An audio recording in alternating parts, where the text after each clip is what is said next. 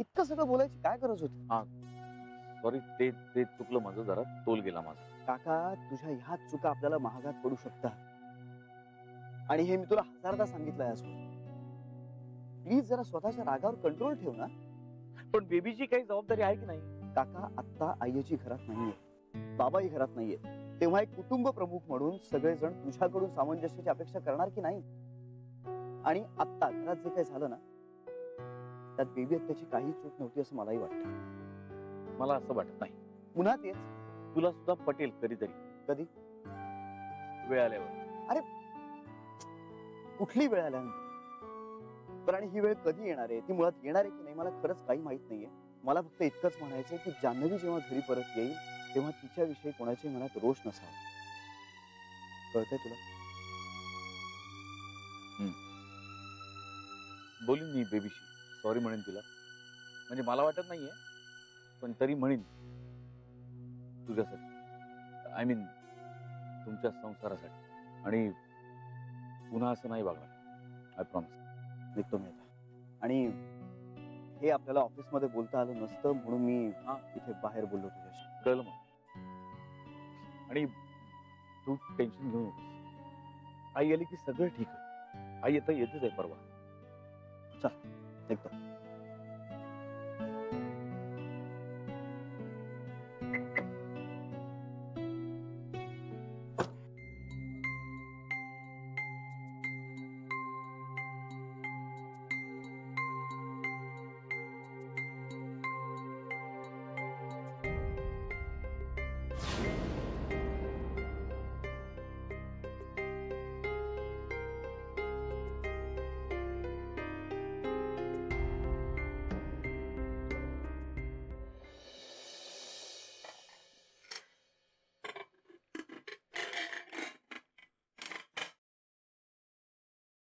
अरे लवकर आलीस.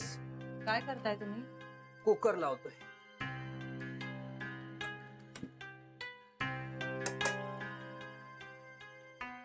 बाबा, आईने वरण भात करून ठेवलाय. गार झालाय तो. मग गरम करून घ्यायचात ना. मला नकोय तो भात.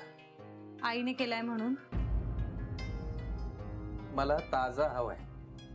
शिळ्या गोष्टी तुम्ही कधीपासून टाकून द्यायला लागलात? गोष्टी शिळ्या झाल्या ना की त्या टाकूनच द्याव्यात.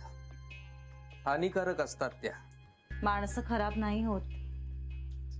काही काही माणसं खराबच असतात. पण ती आपली असतात म्हणून त्यांना आयुष्यभर सांभाळतो ना आपण. असह्य झाल्यावर काय करायचं? त्या माणसांचे दोष सुधारू नाही ना शकत आपण. पण ते दोष आधी कळायला हवे ना. अगं पण कळत नाही कधी कधी. आधी नाही कळत. तो जाऊ दे, विषय जाऊ दे. तू ऑफिस मधून दमून आलीस. मी चहा टाकतो दोघांसाठी मस्त पैकी. नको, तुम्ही बसा, मी करते. अगं टाकतो मी. तुझ्या एवढा चांगला नाही करणार कदाचित, पण टाकेन. बाबा तुम्ही बसा, मी करते. तू ना ऐकणार नाहीस. नाहीच ऐकणार. वडील झालात म्हणून तुमचं सगळंच बरोबर आहे असं नाही ना. नाही, माझं तसं काही म्हणणं नाहीये. बिलकुल म्हणणं नाहीये तसं काही माझं. मला तुमच्याशी बोलायचं आहे. अंदाज होताच मला. कसला? आपण नंतर बोलूया का? केव्हा? तू सासरी गेल्यावर. नाही बाबा. अगं बाई, तू 2 जीवांची आहेस आता. बाबा मी खूप खमकी आहे. एवढं सगळं झेललंय मी. आता ह्याने काय होणार आहे? तरीही मला आता तुझ्याशी या विषयावर बोलायचं नाहीये. आत्ता नाही बोलायचंय ना. मग आत्ता हे सगळं का केलं?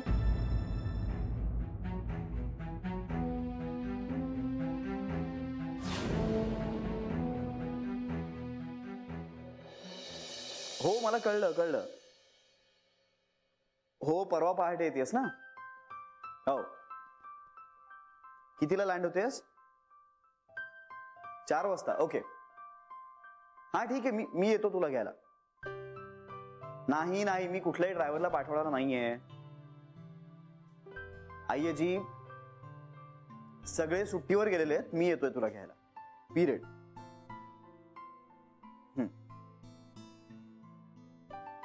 बाबांचं काय? आत्ता कसलं महत्वाचं काम काढलं त्यांनी?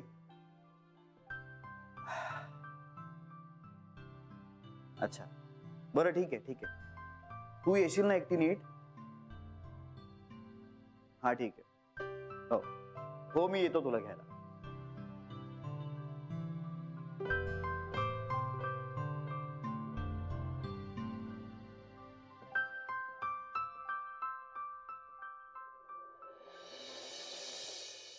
आमचा संसार केव्हाच मोडलाय बाळा. काय झालंय काय? एक असं काही झालेलं नाहीये.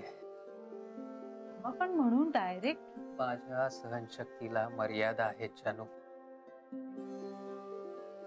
हो बाबा, म्हणजे हे बघा, मलाही पटतंय की आई कधीतरी अनरिझनेबली वागते आणि मलाही तिचा राग येतो, पण त्यापेक्षा जास्त दया येते तिची बाबा.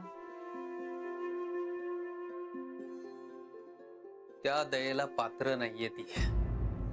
बाबा, चुका कोणाकडनं होत नाहीत, माझ्याकडनं सुद्धा चुका होतात, पण चूक करणाऱ्याला ती सुधारण्याची संधीच नाही द्यायची का आपण? मी तिला संधी दिली नाही असं वाटतं तुला? चिकार संधी दिल्या तिला. अजून एखादी द्या ना. आता माझा पेशन्स संपलाय बाळा. बाबा अहो, इतकी वर्ष आज तुम्ही. अगं, इतकी वर्ष करत आलो म्हणून मी आयुष्यभर तीच चूक करत राहू असं म्हणायचंय का तुला? आता या वयात तिने कुठे जायचं? तिने इथे राहावं, मी जाईन. तुम्ही तरी कुठे जाणार आहात? पुष्कळ मार्ग आहेत मला. पंढरपूरला जाऊन राहील. बघ, काहीतरीच काय बोलताय. या बाई बरोबर मी आता आयुष्य नाही घालवू शकत. तिला शिक्षा देताय का तुम्ही? अगं, मी शिक्षा भोगतोय. मी भोगतोय शिक्षा. किती वर्ष असा मूग गिळून गप्प बसू मी? अंत पाहिला या बाईने माझा. पण तिने असं केलंय काय ते तरी सांगा. एक केलं का तिने? मी तिला कायम सांगत आलो, तू माझ्याशी कशी वाग, माझी काही तक्रार असणार नाही, पण माझ्या मुलांना सांभाळ. मग माझं काही मागणं नाही तुझ्याकडून दुसरं. हो, मग सांभाळले की तिने आम्हाला. म्हणजे काय केलं बाबा? पेंट्याला नोकरी नव्हती तेव्हा तोंडाचा पट्टा सोडून बोलत होती. आत्ताही तिच्यामुळेच पेंट्या जीव देण्याच्या गोष्टी करतो. तुझं काय केलं तिने सांग ना. अगं, माझ्या वयाच्या एका माणसाशी लग्न लावायला निघाली होती तुझं.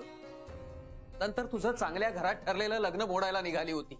बाबा, आता ते सगळं जुनं झालंय ना. जुनं झालं म्हणून ते मनातून नाही जात बाळा.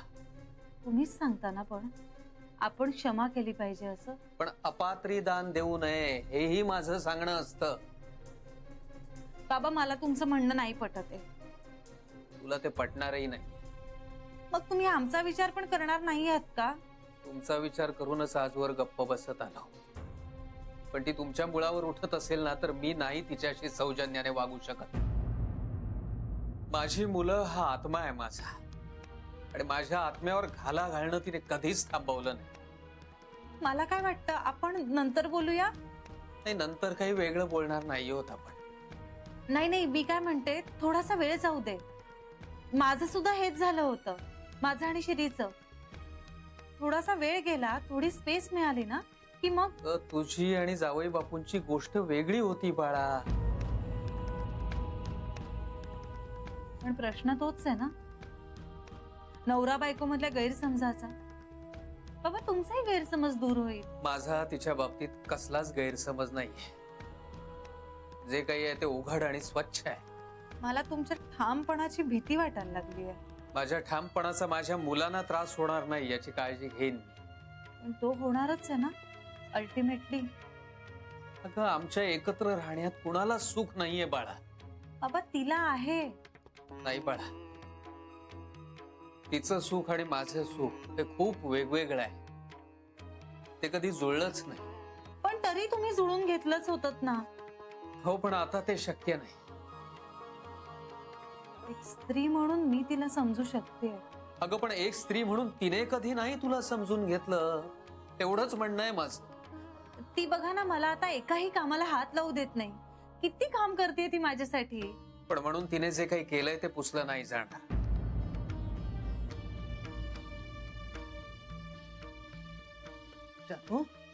आता कुठे माझी गाडी रुळावर यायला लागली होती.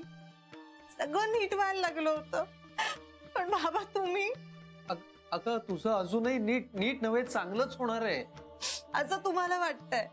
अगं नाही, आता जावई बापू येतील, बाळ ऍड होईल. पण म्हणून आईला वजा करू आयुष्यातून? तू नको करू. मी नाही तुला सांगत आहे तिला आयुष्यातून वजा करायला. तुम्हा दोघींचे संबंध कसे ठेवायचे हे तुम्ही दोघींनी ठरवा. पण मी तिला आयुष्यातून वजा करणार नव्हे, केलेलीच आहे कधीच. आता फक्त फॉर्मॅलिटी पार पाडायची, तिला आयुष्यातून वजा करायची.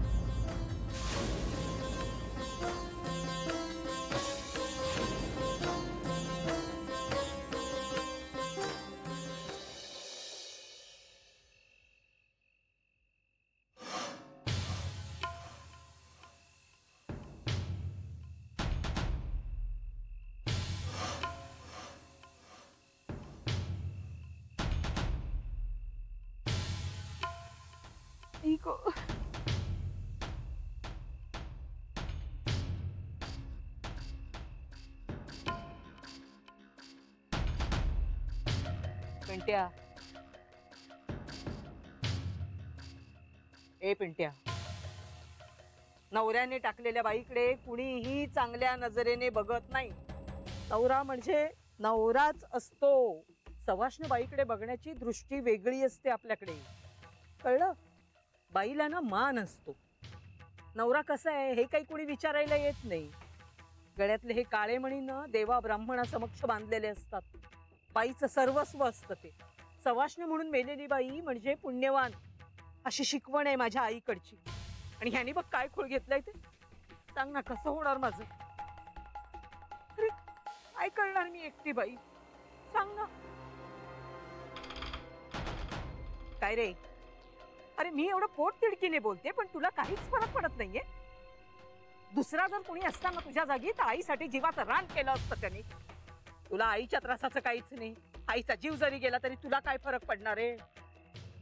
दिसत नाही तुला माझं काय झालंय ते? विचार कर आई, तुला आता या वयात या सगळ्याचा एवढा त्रास होतो, मग तू ताईशी असं का वागली अशी? मी काही केलेलं नाहीये. हे सगळं ना त्या भागीरथी बाईंचं कारस्थान आहे. आई तुला या वयात एवढा त्रास होतोय, ताई तर किती लहान आहे अजून. तिनं काय केलं असतं हा विचार नाही आला का ग तुझ्या मनात? आता स्वतःवर आल्यानंतर देव ब्राह्मण सवाष्ण हे सगळं आठवतंय तुला. तिच्या बाबतीत सगळं विसरलीस. आई, ताईसाठी खणलेल्या खड्ड्यात तू स्वतः पडलीयस. आता तू काय मला बोलायची फक्त संधीच बघत असतोस का रे? हा, आता आई म्हणून तुला काही वाटतच नाही तर कोण काय करणार? पण आता मारे अगदी तोंड वर करून बोलतोयस. आई असतास ना मग कळलं असतं आपल्या लेकरासाठी आतडं कसं तुटतं आईचं ते. बसला असतास खडी फोडत. ना नोकरी मिळाली असती ना कोणी पोरगी दिली असती. म्हणून करावं लागलं मला हे सगळं, कळलं? तुझ्यासाठी. आई प्लीज, मला नाही बोलायचं. निंबाळकर वहिनी म्हणत होत्या ते म्हणे पोलिसात जाणार आहेत माझ्या विरुद्ध तक्रार करायला. माहितीये का तुला याविषयी काही? म्हणजे काही बोललेत का तुझ्याशी तसं?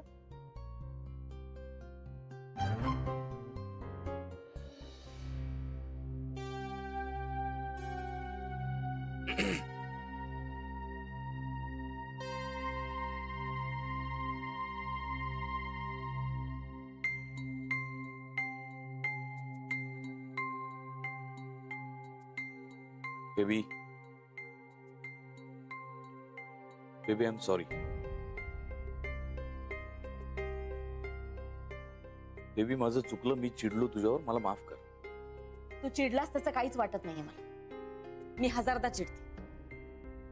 मग बोलत का नाहीयेस? मला राग आलाय तुझा. कशासाठी? तुला गरज काय होती जान्हवीशी बोलायची? आई येणार आहे उद्या. हे माझ्या प्रश्नाचं उत्तर नाहीये. आई आली की तुला पडलेल्या आणि न पडलेल्या सगळ्या प्रश्नांची उत्तरं मिळतील. मला सगळी तुझ्याकडनं हवी. एवढं सगळं झालेलं असताना सुद्धा तू मी तुझ्यावर चिडायला नको होतं. चुकलं माझं, माफ कर मला. तू जान्हवीशी बोललास याचा जास्त राग आलाय मला. त्याबद्दल मी तुला सॉरी म्हणणार नाही. ज्या गोष्टीसाठी मी चिडलेच नाहीये त्या गोष्टीसाठी सॉरी म्हणून काय उपयोग आहे? मला बरं वाटलं. श्री खूप अपसेट झालाय आपल्या दोघांच्या भांडणामुळे आणि आई येतेच आहे उद्या. मी आईला काही सांगणार नाही, मी सांगणार. पण म्हणून मी तुला माफ नक्कीच केलं नाही. तू ज्या कारणाकरता चिडली आहेस त्याकरता मी माफी मागतच नाही. मी तुझ्यावर चिडलो, ते चुकलं म्हणून मी माफी मागतो. तू भांडलास म्हणून मी चिडले असते तर तुझ्याशी बोलायला आलं नसते. थँक्स. कांता, बोल. कांता, मी हात जोडते तुझ्या पुढे. जे संपलंय ते नव्याने सुरू करू नकोस. याच्यात कुणाचंच हित नाहीये, अगदी श्रीचंही नाही. श्रीचं हित कशात येते त्याला ठरवू दे ना बेबी. तू का ठरवतेस? नातं श्रीनी तोडलंय, मी नाही. बेबी, आई एक गोष्ट आपल्याला नेहमी सांगते, लक्षात आहे तुझ्या? न मागितलेली मदत करायला जाऊ नये कधीच. माहितीये मला, पण आपल्याच माणसाने मदत मागायची वाटही बघायची नसते. समजवणं अशक्य आहे. प्रयत्नही करू नकोस. हो, चुकलंच माझं. तुझी खरी चूक तर अजून तुला कळायची आहे. बेबी, त्या सौम्या वगैरेच्या भानगडीत पडू नकोस. अडचणीत येशील. माझं आई. तुझा बोलविताधानी कोण आहे ना हे चांगलंच माहिती. त्यामुळे तुझ्याशी बोलण्यात आता काही अर्थ राहिलेला नाही. तुला ऐकू येत नाही मी काय बोलतोय ते? कान तर तुझे बंद आहे. बेबी, कांता, काही गोष्टीत नाही पटत आपलं, मग आपण एकमेकांना समजावण्याचा प्रयत्न नको करूया ना. बेबी, तुला कांता, तू चिडलायस हे मी मनावर नाही घेतलेलं. तू जा.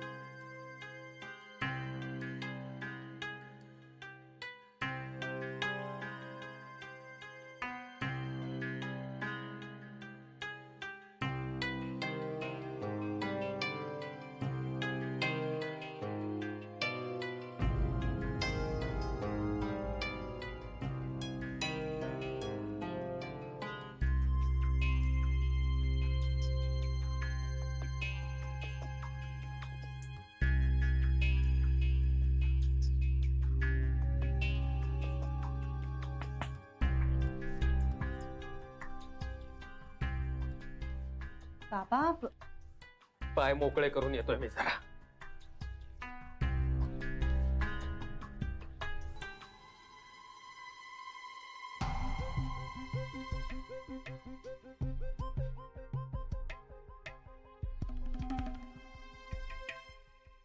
यांना ना आता मी डोळ्यासमोर पण नकोय. आई असं काही नाहीये, तू जरा शांत हो ना. मेल्यानंतरच. आई प्लीज.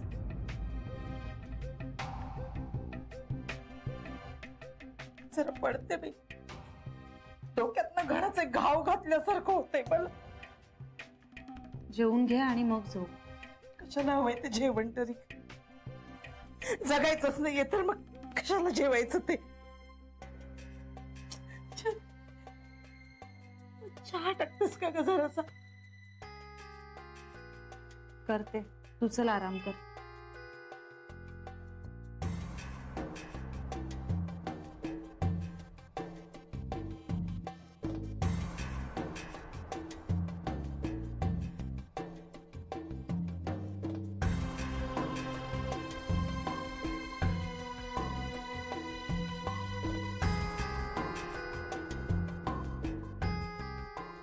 हो आई, हो मला मान्य ना, माझं चुकलं. I am sorry. आणि मी तिलाही सॉरी म्हटलं आई जाऊ ना. हा, पण तिचं काहीतरी वेगळंच. मूर्ख आहे ती मुलगी. काही नाही आई, तोंडावर पडेल ना तेव्हा डोकं ठिकाणावर येईल, बाकी काय नाही. काही काय आई, मला चांगलं आठवतं मी तुला काय प्रॉमिस केलं होतं.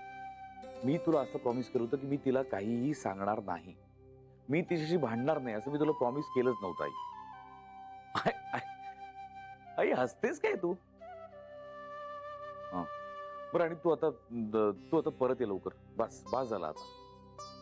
आई खूप कंटाळा येतो इथे तुझ्याशिवाय. खूप मिस करतोय तुला आई. ये ना तू लवकर.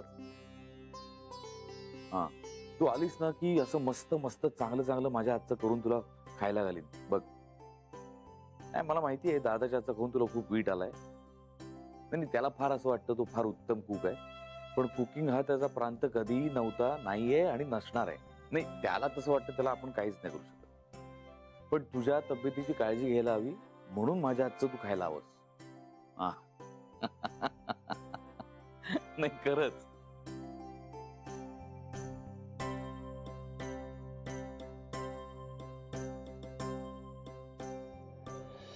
ताई